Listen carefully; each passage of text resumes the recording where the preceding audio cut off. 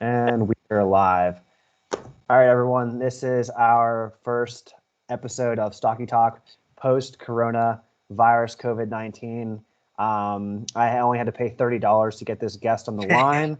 Um, AJ Discianni, thanks for joining us today. Yeah, man. Thanks for having me. So AJ, I met you in college. We both went to E-Town College, and I think the first thing that we talked about that I remember was I had a big Donnie Darko poster in my dorm room. Yes. Yes. I wasn't sure if you were gonna go there, but yeah. That was I remember at the time being like there's at least one other human out there with this similar interest because it was like such a niche thing. It's still very like culty, but I Yeah, was like it's incredibly culty, much like what I hope we talk about most today is jiu-jitsu, but in a different way. My first tattoo was a Donnie Darko quote. I thought I was super edgy, and then so that's something I'm glad we could bond on. yeah, man. So speaking of things, tell me a little bit about your transition from college to starting Brazilian Jiu-Jitsu, which is probably I would imagine your full-time passion hobby, your primary extracurricular thing. Yeah, for sure. I would say I think I kind of got into it just from I mean it sounds like so cliche, but I was watching like so much UFC at the time. And then between just like getting getting drunk and wrestling with my roommates and stuff, it became a thing like where I was starting to figure stuff out just from watching enough UFC. And my buddy Andy and I both want to get back in shape, and I wanted to be competitive again. So we kind of briefly talked about it. I went to college for track and cross country, ended up not panning out because of some injury stuff, but I just had this dying urge to be like competitive again.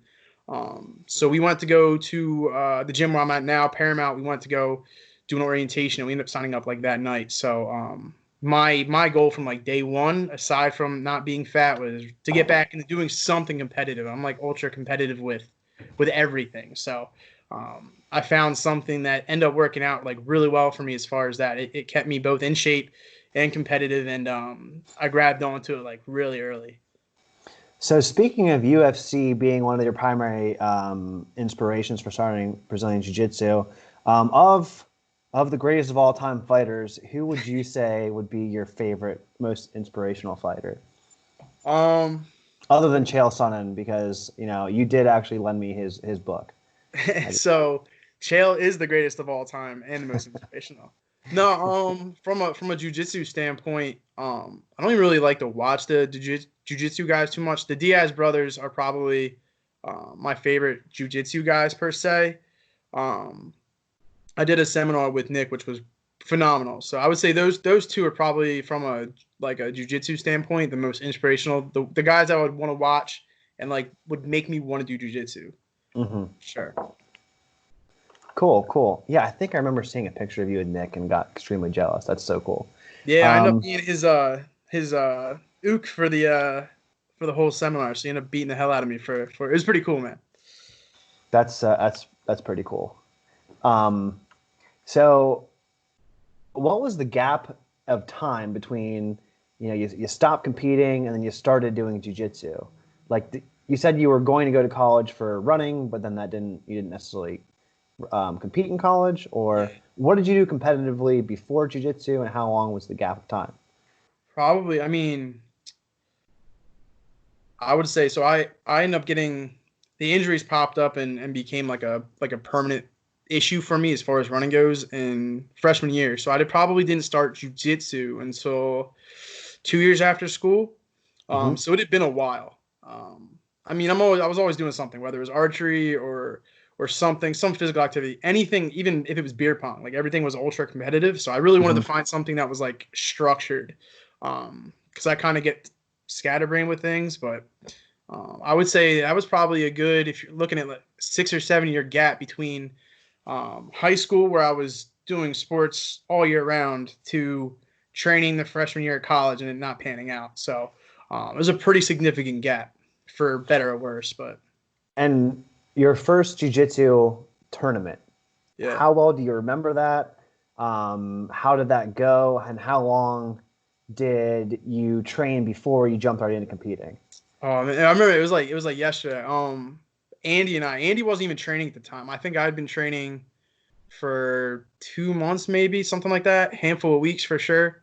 I signed up the night before. It was a new breed in like Maryland. We were so new to the point where like we're the other guy's coach would yell something, Andy would just yell for me to do the opposite of what the other coach wanted.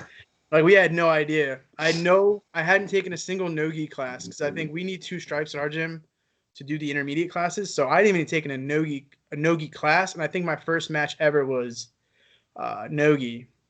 And I just had like crazy white belt spaz energy. I think I won my first match ever with I want to say it was an arm and head from half guard, and then I ended up taking. Wow. So yeah, it was wild. It was wild. It was like not too. I don't think it was too far. It was sometime around the same time that Brian Barberena did it to Sage Northcutt. Okay. Yeah, But I actually watched that fight. It was incredible. yeah. So I ended up taking double gold on the day for gi and no-gi, and like that was like probably either the best or worst thing that could happen to me because that was drugs for me at that point. Like that feeling was, I was hooked. Yeah. But I'm glad it went that well. I don't know what would have happened if it didn't. I would probably still be doing it, but it went phenomenal. And the fact that I hadn't done no-gi, I was like so driven to do no-gi at that point because I hadn't had any experience. But high school wrestling came in handy a little bit, and then I was training even for only doing it in a couple weeks. I was training like a ton, like every other night. So I cut down on the white belt curve a little bit, but I was a spaz for sure. Yeah, I remember. I think my first competition was 6 weeks after I joined jiu-jitsu, and I was training 4 or 5 times a week just because like you, ultra competitive, and if I don't have structure of some sort, I just kind of go bonkers. So yeah, I think was it only gi? Yeah, it was only gi at Keystone Games. And I remember after my first match, I just threw up, not from anything other than just nerves. I was like, the first time you get off of an epic roller coaster, it was sort of, I would Were say, you at 717 that whole time? Was that your first gym? No, I was at Lancaster Brazilian Jiu-Jitsu. It's the other gym in town. I went to 717 because they had an MMA program, and I wanted to get into cage fighting. So I did 2 cage fights, realized no mas, and jiu-jitsu full time. Right? Too pretty. What's that? Yeah, right. No, it was. I believe even at the amateur level, if you don't treat it like a full-time job, don't even try. Like, don't even go into it. It has to be that way. And I was like, marketing career, MMA. Right. I'm going to make more money doing marketing, probably. I'm not the most naturally gifted MMA fighter. But, so that brings me to my next question. You were saying that you were training every other day as a white belt, so it helped you to reduce the white belt curve tremendously. What's your training like now? Like modern day, pre-COVID, like let's just pretend April is normal and this nonsense craziness isn't happening. What does your actual training look like? Monday, I train gi, and I teach. So I teach a lot of the days, so I'm kind of stuck at the gym anyway. So I'm gonna most likely train. So Monday, I teach and train. Tuesday, I teach. Wednesday, I teach and train. Thursday, I train. Fridays, every once in a while, we'll mess around, but I usually don't do that's like kind of like my sacred day if I can. Sometimes we'll do like small private sessions. Saturday, I teach and train. And then Sundays, I usually try to find some place to cross train and get some different looks in and stuff, or do some area specific stuff if I have something coming up. So it's almost every day of the week. But if I had to take a day, it's probably Friday's usually my rest day. Mm-hmm. And how much do you think teaching helps you to better understand jiu-jitsu, and how do you think teaching affects your game competitively? Oh man, so much. So the biggest thing was I teach the teens program at our school. I teach some intro classes, and they've definitely helped because it's kind of on a rolling curriculum in our school. So even the most basic stuff, being able to break something down and regurgitate it back to somebody means you have to understand like every different way that it could be explained and understood. So in that regard, it's helped me a ton, and like to understand the source material. I would say the biggest thing, which I didn't expect, is I do a handful of privates on Sundays now. Mm-hmm. And because that's not on a curriculum, that's kind of like on a peer-to-peer basis of whatever they're trying to work.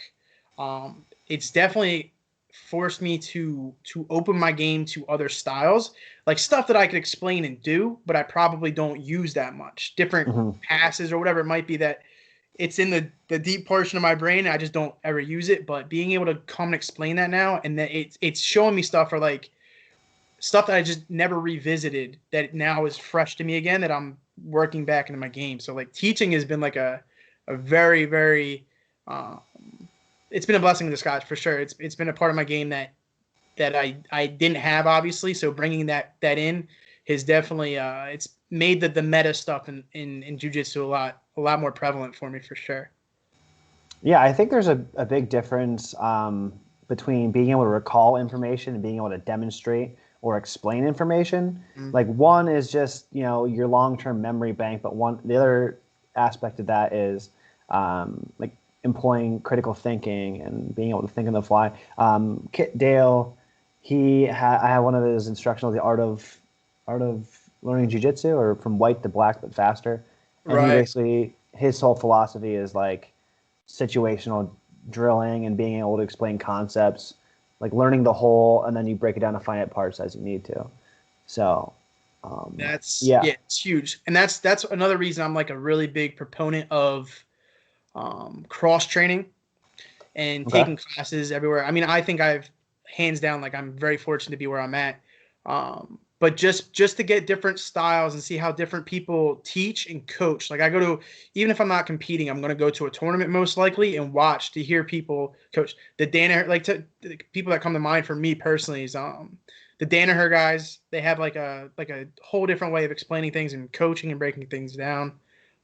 Christian Woodmansey is really big as far as who I look to on how he breaks things down and how he talks to people and brutal honesty, things like that. I take a little bit of everybody, and I try to use that when I do stuff because it helps so much. So speaking of cross training, I'm pretty sure I've seen some social media of you in the blue room. Yeah. Can you tell me a little bit about that? Yeah. So it was something. Catherine, my girlfriend, she also trains. We're both pretty big Danaher Death Squad fans. She got me a private lesson for, I want to say it was like Christmas or my birthday or something. So we went up to New York. I think we did a private on like a Sunday or something, stayed over, and then went to class on Monday. And then we went, and it's just, it's very eye-opening, like for sure, to see the level of talent there and to train with those guys and just see the names and the faces that are going by and just the atmosphere of it. It's completely different. Like there's like 80 to 100 people on the mats on Mondays, and it's just a different, it's crazy. But so we both like kind of like drove back on the way home. We're like, we got to do this. Like it's like a fulfilling in a different way. So we started for a while before everything kind of went crazy, but we were going up like once a month, once every other month. On Mondays we'd get up at like 4 a.m. Wow. Fly so you up would to go New on York. Mondays. You wouldn't go on weekends or anything. Well, Mondays they're big Nogi day. Okay. So that's when kind of all the names are there. They have a 7 o'clock class and a noon class. The gamble you run in New York is you can get there in 2 hours, or it could take you 5. Oh wow. So we usually get up at like 4:30, jet there, do the 7:30 class, go out, eat, come back, do the 12 o'clock class, and then speed home to teach and train. And that, I mean, it's just like their white and blue belts are just like next level with everything. They just have and it's just a different game. You know what I mean? It's with the leg stuff. It's just a different game up there. So I did a private with Frank Rosenthal, and then the next day we trained. So now we're up there all the time. We've gotten fortunate to know a bunch of them enough to train there because like after ADCC, a bunch of them got the pink eye stuff, and there was a whole bunch of like different staph infection stuff going on. So they're like very particular about not letting visitors in now. You have to do like a full body check and stuff, and they straight up like won't let visitors in. But we were fortunate like last time to go up and like get Danaher's blessing and stuff. So we're like super fortunate. Yeah. So I mean, I don't know him like that, but like we've trained up there enough that he's like familiar with us and that he's cool with us. And I've gone against a couple of his guys, and I like training with them and stuff. So I've got a decent rapport with like Frank and those guys, like the junior squad. So It's just a different atmosphere being the small fish in a big pond there. It's nuts. I can imagine. I mean, I've done one IBJJF. It was the Pan Ams, and I almost felt like a fan there, not just a competitor. Like, Yeah. wow, so many big names on the mat competing at one time, and I went against a guy that I think he ended up getting third, but it was a weird thing. No one scored on him the whole tournament. He lost a 0-0 advantage, I guess, the eventual champion.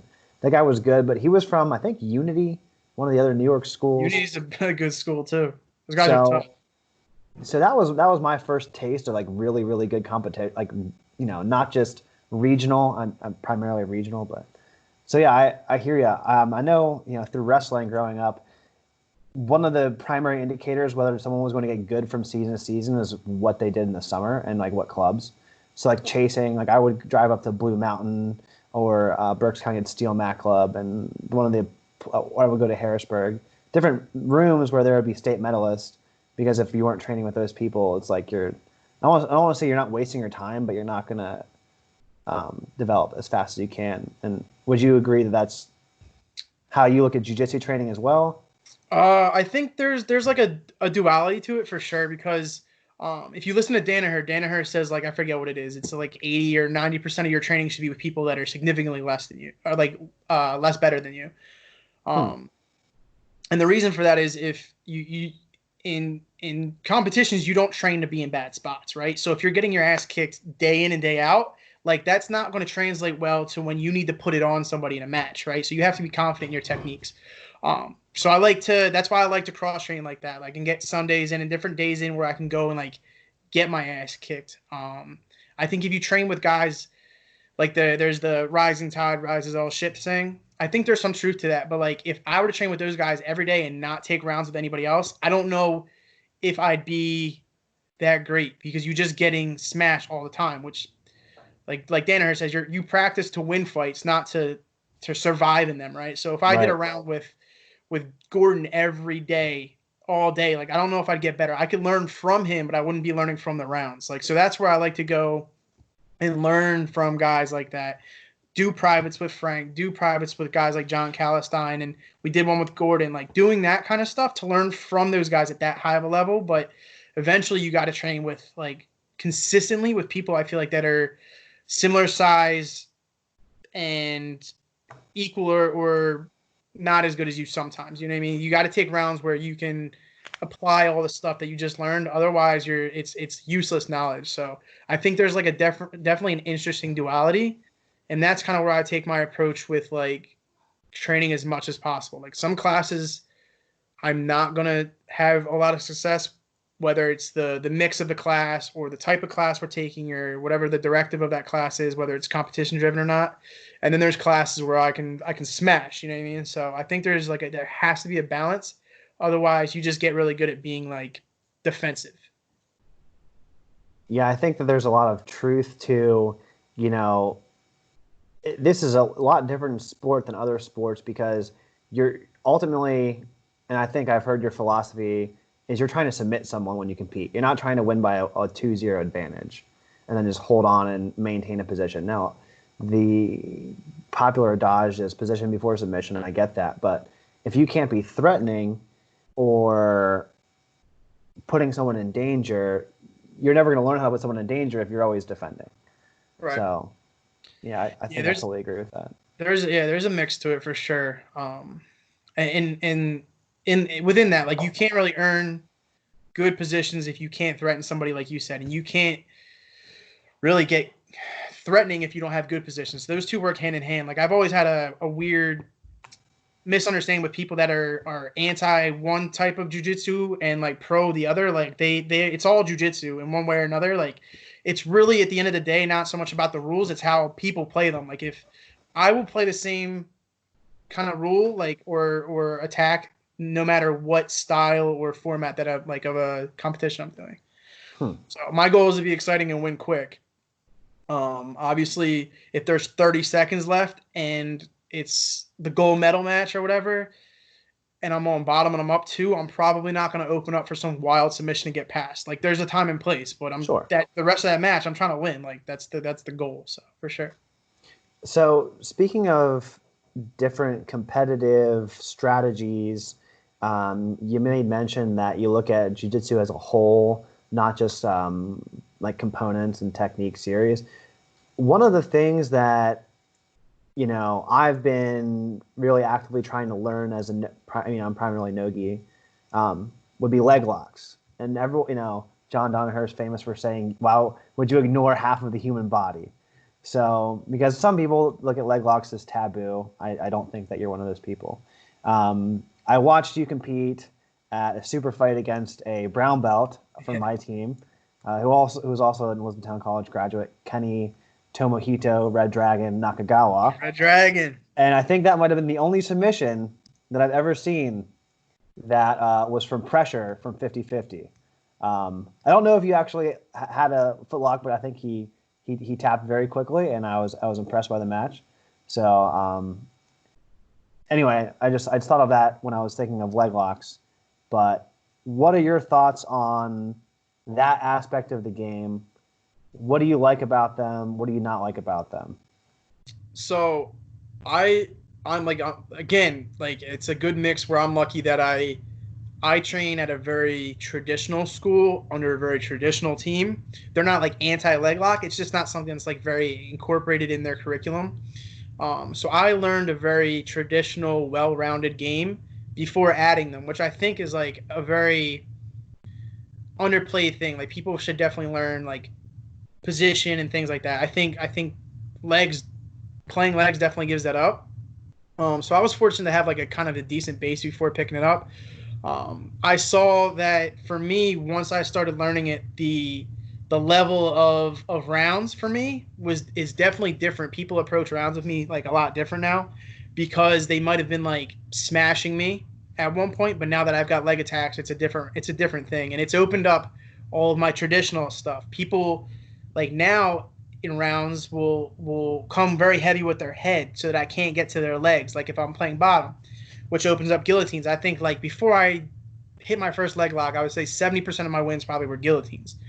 So that stuff plays like really well. And like when I teach privates, that's something I try to cheat. Like I do a leg lock private on Sundays with a couple of guys. And like one thing that we go over is not just leg locks, but like how they fit into the grand scheme of things. So I had some pretty decent exposure early on to learn them from some good people, Frank Rosenthal being one of them. As far as like inspiration and stuff, I look a lot to John Calistine. He's probably, if I had to name like one like straight leg lock guy, he'd probably be my favorite leg lock guy. I've learned a ton from him between privates and seminars and going to get beat up at him when he teaches classes and stuff. I think it's good. Like I said, I think you need to learn jiu-jitsu first and then add legs to it, and it makes your game so much more dangerous. But that being said, a good leg lock guy is still the scariest guy, I think, in all of jiu-jitsu. Now the people are kind of catching up on it and starting to figure it out. I think there's going to be other stuff that comes out of it, which is kind of the beauty of jiu-jitsu. Before the whole COVID thing, we went down and trained with Wagner Hocha, which another one of my favorite guys. But he has so few leg lock losses because of his style. So like he's a guy who I think people should study more to get away from leg lock stuff because he has such a demanding like pressure style and such a good understanding of like position. Like I don't think people know he had a really early on match with Eddie Cummings and like he kept stuffing Eddie Cummings single leg X and leg lock attacks and ended up beating him at ADCC trials. So I think it's for me as a smaller guy, especially in my gym, like where they're, like I said, it's a lot of pressure, bigger guys, stuff like that. It's changed the game dramatically for me where I can be offensive a lot more and grab a hold of stuff. And people are a lot more willing to throw an arm or a head or a neck or whatever out to keep their legs away. So for me, it's opened up my entire game. So I think when I get back, like that's the next thing I'm trying to like really integrate is getting from legs to the back to the legs, head to the legs, legs to the head, different thing, and kind of open that stuff up. It's like wrestling in that sense, right? So you wouldn't shoot on somebody from a million miles away without controlling a head or something. You know what I mean? That the balance between the head and the legs are like so important. If you can control someone's one or the other, they're willing to give you the other one. So that's kind of where I'm trying to get when I get back is all the transitions around legs. But I love them. I don't think I'm like the best at them yet, but I'm definitely a big fan for sure. So competitively, if you're, let's just say, how many total matches do you think you've had competitively? I was thinking about this not too long ago. I'm really upset that I didn't start tracking it early. Mm-hmm. I would say I probably got over 100 at least. I figure just rough math, if I've been doing it for like 5 years, Mm-hmm. and I do one tournament every month, which is probably a little light. And if I had one or two matches in all those, I'm usually at 100 or something. You know what I mean? But I've done a bunch of tournaments where I've had 8, 9, 10, 11 matches. So I know for sure I'm up there. But I'm like really upset that I'd never started tracking it. Like I don't know. Do you know David Garmo? I'm not familiar. You should watch him. He's really got really good like creative wrestling and stuff. Really good guillotines. He owns I think he used to own, or he might still, Modern Flow, I think it is. But he has like a whole spreadsheet of like every single match he's ever had since white belt, and he can break down. Interesting. Yeah, it's crazy. Like statistically, how many matches he's won by decision or points, or he's got this many wins by leg lock and this many by guillotine. It's pretty crazy. I wish I would have done that because like that's something I'm so into. But I just never got around to it. And you said his name was David Garmo, Garmo. Garmo. Okay. He's another guy like is so underrated that I've watched a ton of, but he's slick, man. He's got some really cool stuff. So you've definitely competed a lot, and we talked about your first competition, getting through the spazzy white belt first experience and coming off that high. But how would you say that your experience competing, your mental state has changed from the first time to the most recent time you've competed? How have you evolved as a competitor? Man, not well. for better or worse, it's been pretty static. So I have like such a love-hate, like not with jiu-jitsu. I've always been really like love jiu-jitsu, but with competing, it's always been tough. I don't sign up for tournaments until like the last minute. Even if I know I'm doing it for a month, I don't sign up because I don't like thinking about it. Mm-hmm. I love super fights. I prefer to do a super fight match and have one match, but it drives me. I don't eat for like weeks sometimes, like getting nervous about it. It's weird, man. Sometimes like I'll have a tournament and I feel like I go out and I'll win. I'll go 5-0 or whatever, and I'll go home like I feel like I didn't do enough. Some days I'll get my ass kicked and be like super hype about something that I did or tried. I don't know, man. Like I've had one match ever where I went in, I knew I was gonna win, I knew what I wanted to do, and I did it. Maybe two matches. And they were more recent ones. But my last match, like my head wasn't in the game. I didn't do as good as I wanted to. And watching the match, I took it a lot harder than I should have, but my head gets all over the place, man. I think the biggest thing for me is like warming up. If I can get a good warm up and believe in myself, then I'm good. But sometimes it just takes me like so much to get into it, which is like hard to like tell people for the first time. Is like, yo, how do you like? I'll go out and like I'm like getting ready to pee myself like 10 seconds before a match. I'll go in and win like in 10 seconds. I'll walk off like it never happened. Mm-hmm. And people are like, how do you prepare for that? And I've been competing like I said, consistently every month at least for 5 years, 100+ matches or whatever, and I still become a mess every single time. Every time. I'm the worst for that. Yeah, I don't think you're alone. I think that a lot of people share that similar sentiment. I know, Donald Cerrone has gone on record saying that he would look into a mirror and be like washing his face, like cold sweats, and be like, why the F do I do this? Yeah, I feel like he's fought more than anyone, so. I was like, there was a stretch too where I was like, we have a sponsored team for the gym. So I was treating it like a job for a while. Like I was trying to go out and get as many matches as possible, put on for the sponsors, put on for the team. And like we were kind of had some gym stuff go on where we had some of our upper belts leave more or less. And they were like our big competitors. So there was like this kind of like competitive gap we were missing as far as like a leadership standpoint. So I just wanted to go out like every weekend and just blast through every weekend and compete to show all of our younger belts that like it's or lower belts that it's like possible to go out and do that and like build this little competition squad and stuff. So for a while I treated it like a business, and I don't think it wasn't the best thing for me. Mhm. Getting into the super fights and some of the more fun matches and the riskier matches has been like, I think what's kind of made it fun again for me. Like I referenced the one match I knew I was gonna win, and it wasn't because of the opponent. I just hit such a rhythm with training. I was doing all the blue basement stuff. I mean, you can just say it was Kenny, right? It was No, Nakagawa. not at all.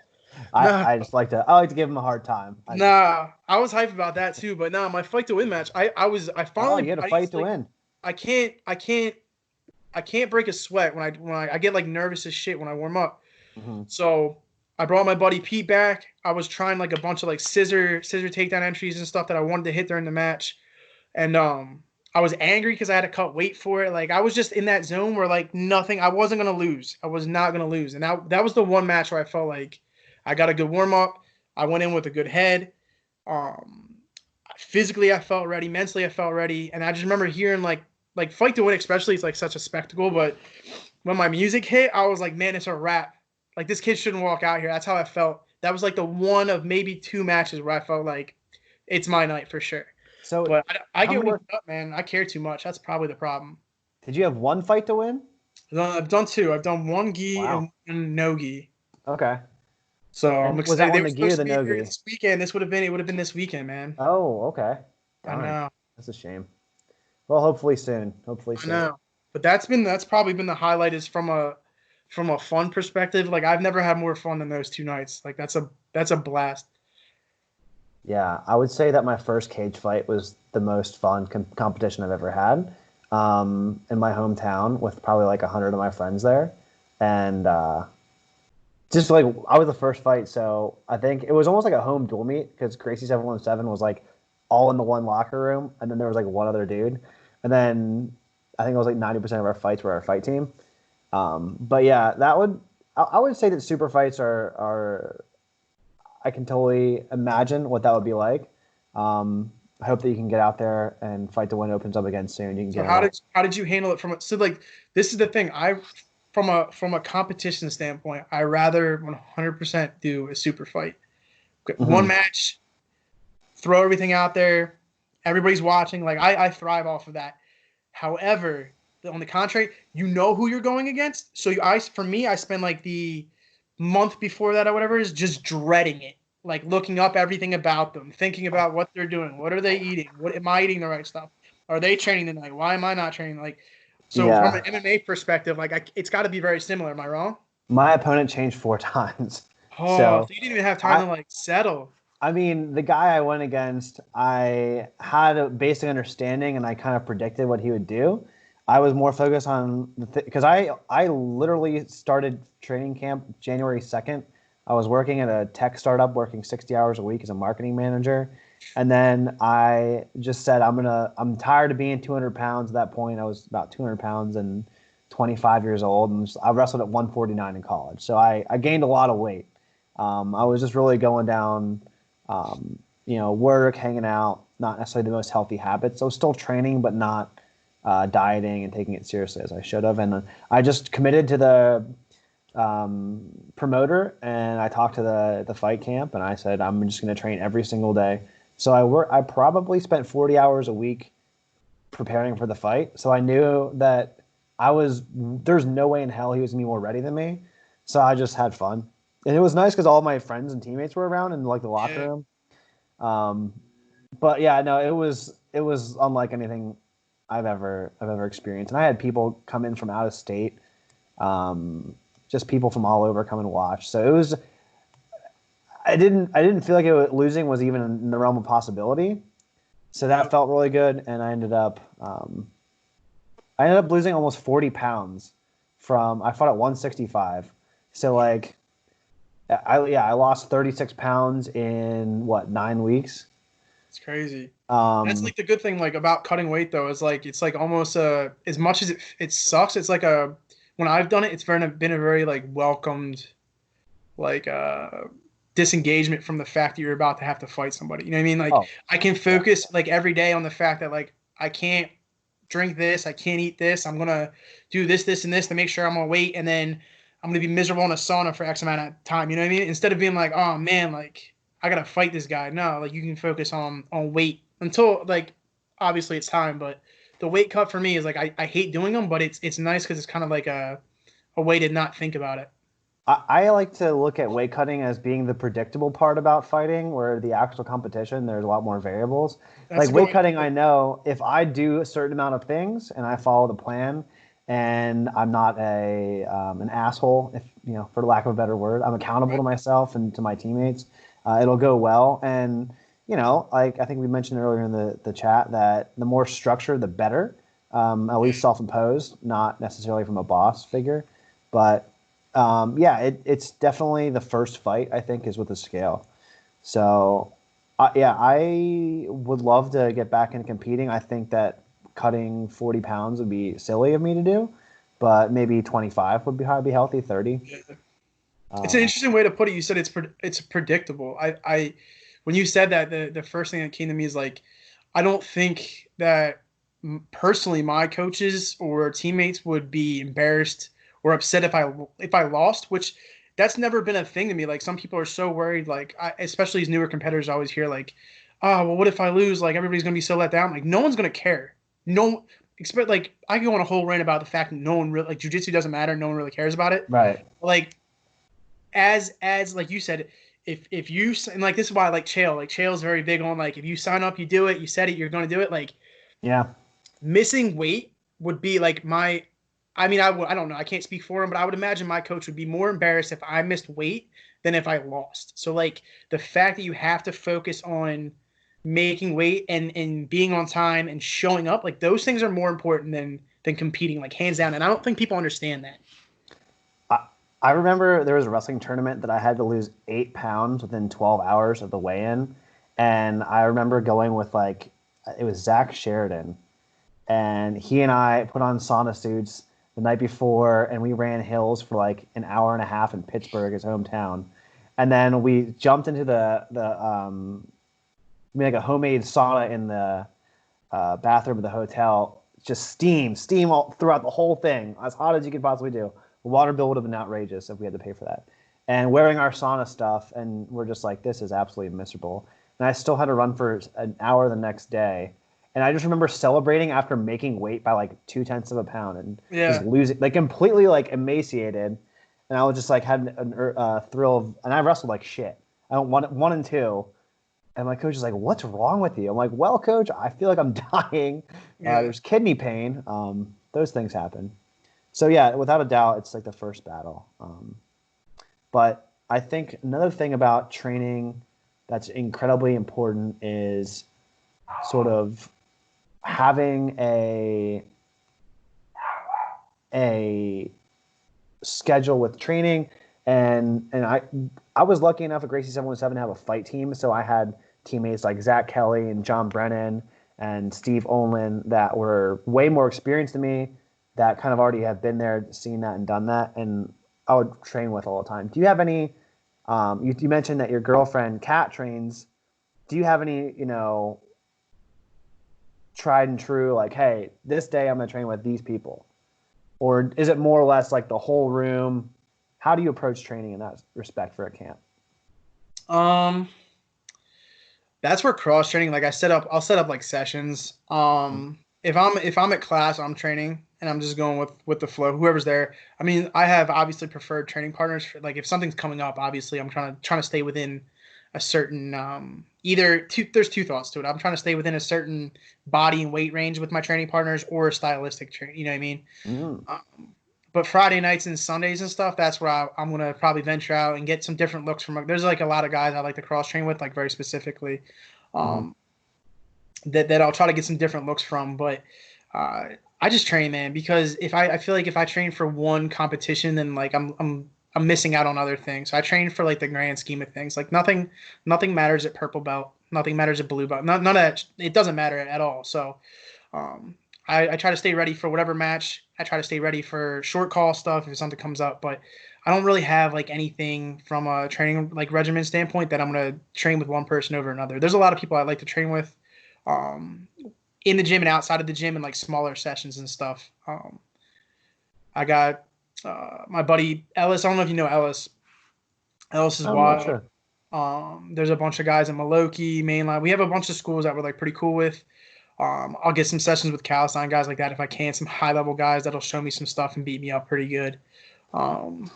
Kat, I mean, even Kat's one of my better training partners because she's picked up on the leg stuff as I have. So like from a gym perspective, she's like a pretty good head start up front of everybody at the gym. So even Kat, my buddy Pete, who is pretty identical from a weight standpoint, and he's a white belt.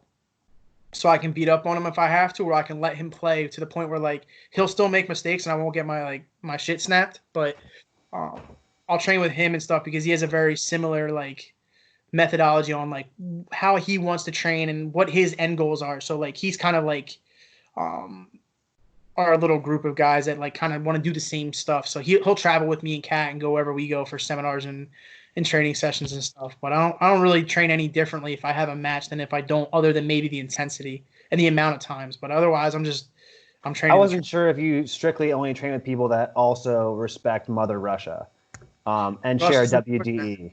Yeah. That was one of the things that I was really like, hoping to find out what the secret was there with Mother Russia. So as far as like BJJ culture goes, you know, you're pretty active on social media. You had your own brand in college, you know, Believe the Hype. So, you know, started your own, t-shirt company, and you did event promotion as well? Yeah, we kind of became this like whole full-fledged like media apparel conglomerate, like business basically. We end up selling like our merch to almost all 50 states and like 15 countries and something like that. We worked with a bunch of pro baseball, basketball, football, MMA guys, jiu-jitsu people, rappers, Mac Miller, like notably, stuff like that. And then we ended up printing. So we printed for a bunch of people, and then we did different stuff as far as promotion and concerts and different things. That was probably like the halcyon years for me. So as much as I love jiu-jitsu, I always say I would trade it in for like how much fun I had doing that stuff for sure. But hopefully some of that stuff translates. I would love to do some something like that again for sure. Yeah, part of me, you know, that follows you on social media. I'm like, you know, some of your content I do really like, and I'm like, is that from, you know, what you learned with your, you know, BTH brand? Yeah. You know, the hard body stance. I don't know if that's a secret. I can edit this out of the video. No. Let me know. That's like I'm letting that grow organically. Okay. That was so the WDE thing and hard body stance at hard body stance on Instagram. They came out of similar trolling with Pete and I would like mess with people on Facebook Marketplace and stuff. And we would pretend to be like Russian. So I would like message somebody a whole bunch of Russian gibberish. I don't speak a lick of it, but I would translate it and I would send it to them for whatever listing. And we would just like make like ridiculous requests and like scenarios about like our neighbors being murdered and all kinds of different stuff, just wild stuff. But he would be my translator. So I would insert him into every chat that I started with people on Marketplace, and then he would translate for me, whether it was or was not correct like translation. And we would just troll people. So that became like this whole thing where like he was Pyotr and I was Alexander, the Russians. And it became this whole thing. And then I'm sure you've gotten it, but like as a jiu-jitsu athlete, like I get a million messages a week from like, hello, this is such and such from Pakistan. We are a retailer for, yeah, right. Everybody gets them. Supplements. I'm like, first of all, you don't want me selling Beachbody products right now.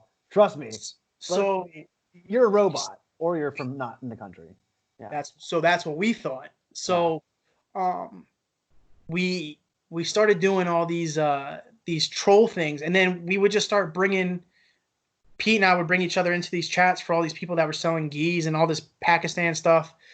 And we would pretend to be Russian and say that we were brought to America to to beat American grapplers and that the government's after us, all kinds of wild stuff. Well, we end up making like accidental friends with this one like manufacturer in Pakistan who I don't know why, but we end up trusting him to make rash guards, and he wanted designs and stuff, and like we like didn't expect to get that far down the rabbit hole, so we end up coming up with this whole WDE thing, which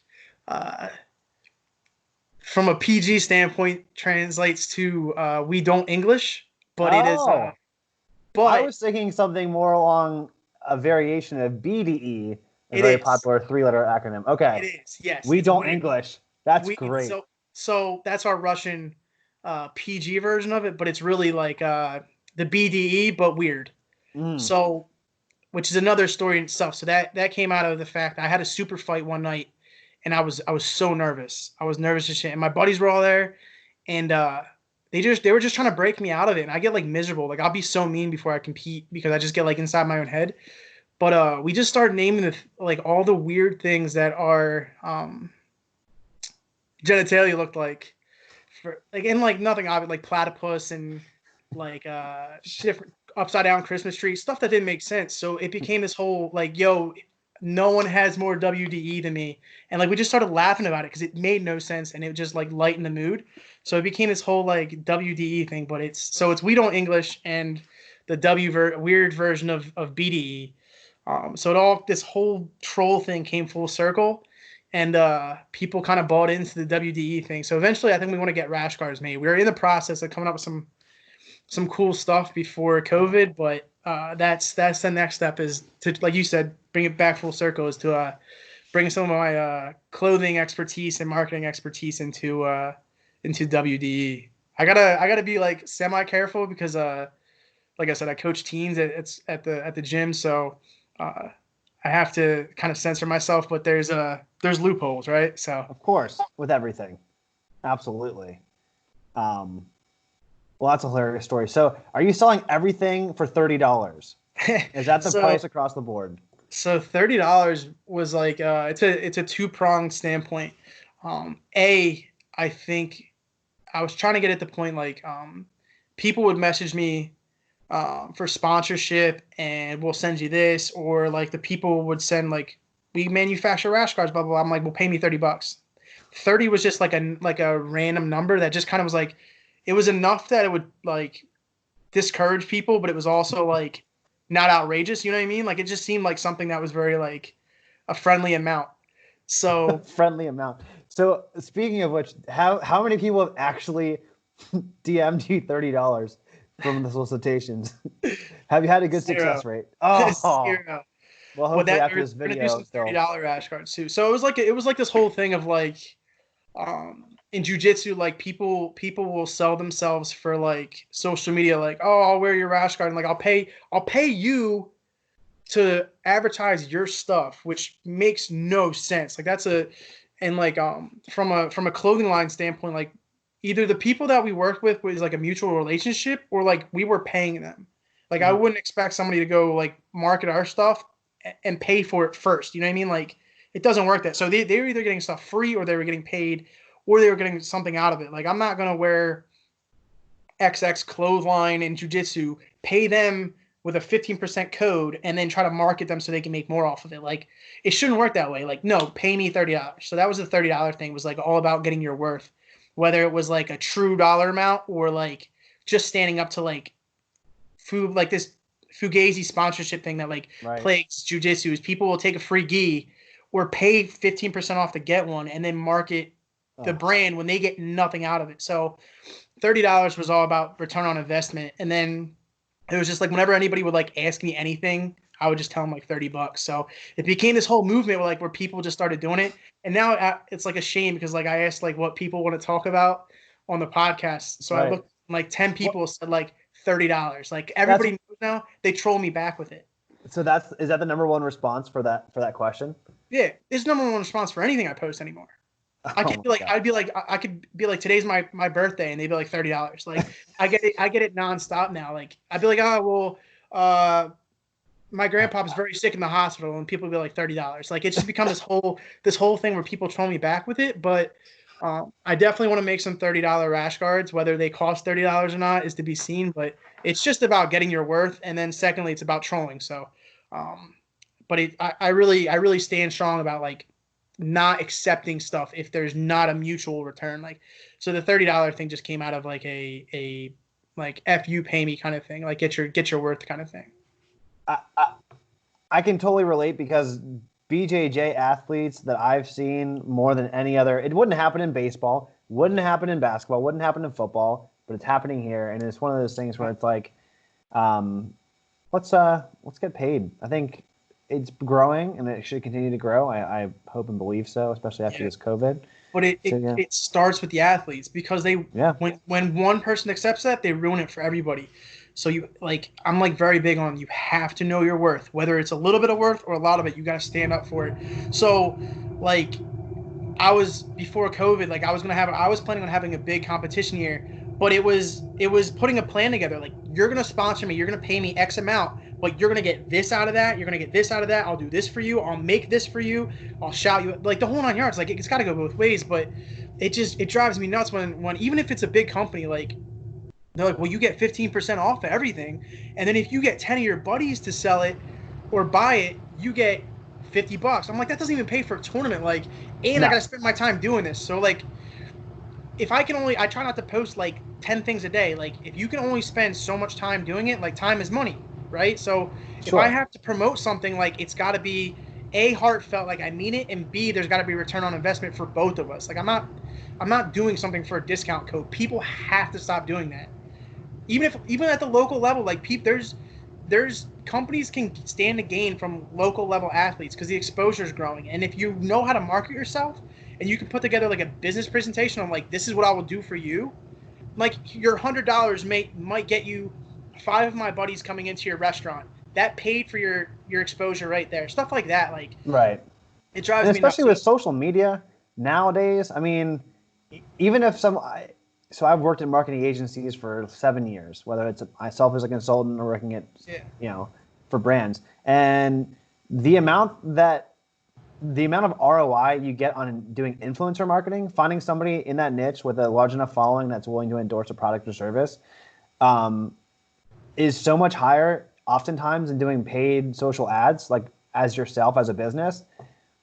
yeah. But people just will play hardball in negotiating that between an influencer because they're not used to doing it versus, oh yeah, we'll put $1,000 to an ad that has dubious creative and is coming from your brand. It's a hard sell. Whereas you pay $150 to an influencer, they're happy, and you just made better ROI than doing an ad. So that was the craziest thing about like when we had the T-shirt line. Like we worked with like NFL players and stuff, and like a lot of musicians or rappers, this, that, and the other. Like the biggest return on investment straight up that we had was a Viner. I don't know if you know the Gabby. I think she's just called Gabby Hanna now, but she was called the Gabby Show back then. Mm-hmm. She was just a Viner, like just making funny vines, and like her return on investment, like we would send her a bunch of stuff and some money or whatever, and like she tagged us and boom, sales out the ass. It was crazy. Like people don't understand that, but I wouldn't have offered that to her for a 15% discount to buy our stuff, or like here's a free bag of clothes. Like we paid her because that's the right way to do things. Like, Sure. and she rightfully so could have been should have asked for it. Like as a marketing company, people will be like, well, how about you market my stuff, but I'll tell everybody you did it. Like that's not how that works. So it became the $30 thing. Like it's just Mm. getting paid. So it just became this like random amount that kind of like was enough to inconvenience people to message me, but like was like $30. It sounds like something. You know what I mean? It's two Yeah. bills, at least two bills, right? So it just sounded like it was the right number. So we're gonna come out with some WD. I'm trying to make WDE the brand, and then come out with some $30 rash guards. Well, if you make WDE, I know about 20 people at my gym that would buy them.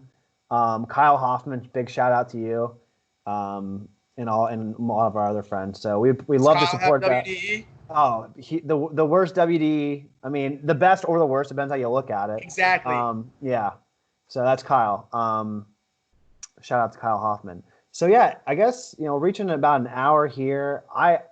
If anyone of your social media friends asks a real question other than for $30, we'd love to ask that on their behalf for you. See if I got anything crazy. It's all about feet pictures, and everybody can. Let me see what I got.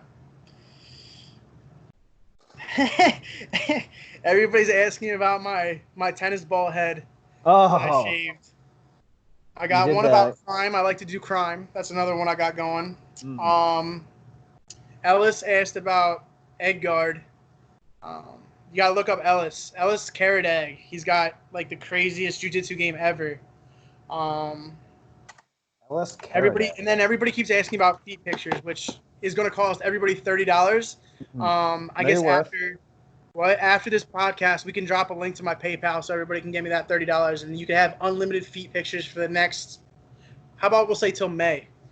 Wow, that is a generous offer. Listen, man, I'm a man of the people. So yeah, the last thing I like to do at the end of every interview I do is just give one bit of advice for whoever may be watching this, overall. So the things that you learn in jiu-jitsu, whether that's, through coaching, competing, through business. We talked on $30, know your worth, but if you had to give any random viewer one bit of advice, what would that be? I had to give one little tidbit to drop at the end. I would say invest in yourself, which I think encompasses the entire thing. So know your worth and treat yourself as a bank. You know what I mean? And I don't mean that from a financial standpoint as much as that also applies, but like you have to, like I said, from day one as a wipeout, I was training so much because I knew what I wanted to do. So that was a time investment. That was a blood, sweat, tear investment. And that all drops into that kind of self bank. So that would be the biggest thing. Invest in yourself, take yourself serious, and do the right things to further yourself in whatever it is you want to do. And that was kind of the whole thing behind Believe the Hype. Like that was our whole MO is whether anybody else believes in you or not, like you have to believe in yourself and you have to do whatever it is that is going to get you to the point you want to get into. So, I mean, from Believe the Hype, it was like, you can be the best fighter, you can be the best blogger, you could be the best podcaster, fighter, athlete, like anything. If you wanted to be the best Netflix watcher, like what would it be that you want to be you know what I mean? Like whatever it is, just invest in yourself. Take your craft seriously, whatever it is. It doesn't matter how silly it is or what it means to somebody else. For me, like people don't know I got like a super nerdy side. I collect Funko, you know what I mean? Like I take the steps in networking and meeting the right people to get me certain pieces, you know what I mean? Stuff like that. So treat yourself as a bank, know your worth, invest in yourself. Believe the hype. Believe your own hype. Believe the hype, man. It is whatever it is, like whatever it is you want to do. If you want to be the best accountant, you know what I mean? Like it doesn't matter. It doesn't have to be for anybody else but you, but like whatever it is, do whatever you can to invest in yourself. Learn, apply, study. You know what I mean? That's what I would leave everybody with is just treat yourself as a bank. Well, hey man, I appreciate your time. I hope I'll drop that PayPal link after we get the video edited, get you paid. Appreciate the conversation, and hopefully after this Corona, we can get on the mat and get some training together. Yeah, man, I got to get down there. I know Kat's had a couple of matches with your girls, and I've obviously had a match with Ken. Have some training history with you, so I'd love to get down with you guys. And mutually, you guys are gonna come train with us sometime too. So I appreciate you having me on, man. It's haven't talked my talk in a while, and there's some crazy stuff going on. So I'm glad you had me on, and it's good to catch up, get some feedback. Absolutely, man. Hey, well, take care, be safe, and catch you soon. I appreciate it, man. Later. See you.